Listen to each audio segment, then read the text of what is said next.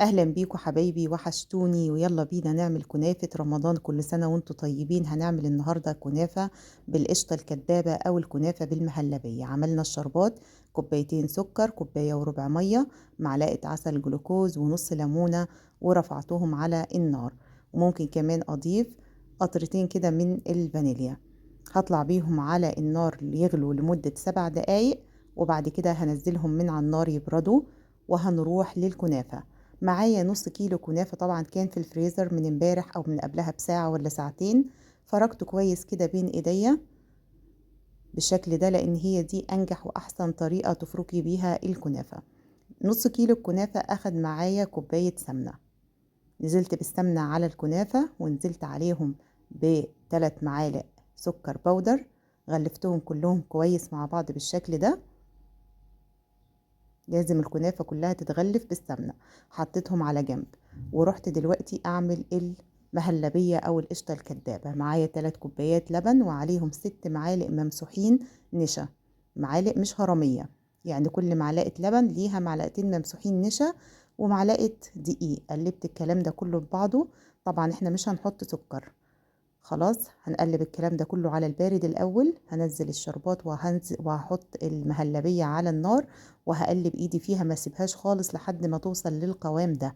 ممكن دلوقتي احط قشطة، او ممكن احط وش اللبن، وممكن ما احطش حاجة. في صينية مقاس 30 نزلت معلقة سمنة كده كبيرة، وفرشت نص الكنافة او اكتر من نصها شوية في الصينية. تمام. وانا بفرد هدوس وهضغط عليها، بس هعمل لها حوافي كده، هعمل سور صغير في حافة الصينية. تمام. ده هيكون حاجز طبعا عشان الحشوة بتاعتي ما تلزقش في حافة الصينية ولا تطلع بره. هضغط كويس، وهعمل حافة من على الجنب زي ما انت شايفة كده. وبعد كده هنزل بالمهلبية او هنزل بالقشطة الكدابة بتاعتنا. هنسيبها كده دقيقتين 3 تبرد لحد ما تعمل طبقة. حطيت صباعي هنا، صباعي طالع ناشف، يبقى هي كده تمام. هنزل بالباقي الكنافة عليها، وهضغط، بس ايه، هضغط بالراحة طبعا عشان الحشوة بتاعتي ما تطلعش من على الجناب. وزعتها كده كويس عليها من فوق، وبعد كده هضغط، بس ضغطة ما تكونش جامدة عشان الكنافة ما تطلعش من على الجناب. انا مسخنة الفرن على درجة حرارة 180. هحطها في الرف الاوسط.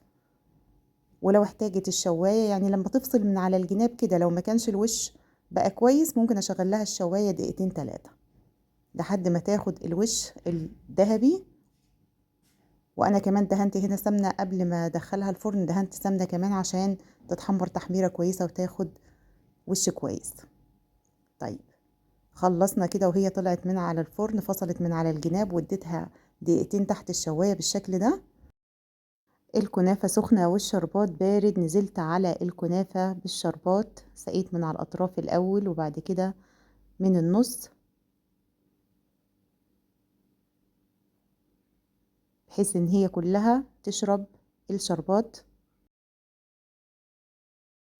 خدت الشربات كله. هنجربها بقى ونقطعها قدامكم. هي طبعا المفروض تبرد الأول عشان الحشوة تبقى ماسكة نفسها. هي المفروض ما تتقطعش سخنة، بس أنا مش قادرة أصبر بصراحة، وعايزة أقطعها معاكم. جميلة وتحفة بالنسبة ان هي سخنة. يعني هي لو قعدت بردت هتبقى كمان شكلها احلى من كده كتير، وكمان الاضاءة ظلماها شوية. بالهنا والشفا، وجربوها وقولوا لي رأيكم.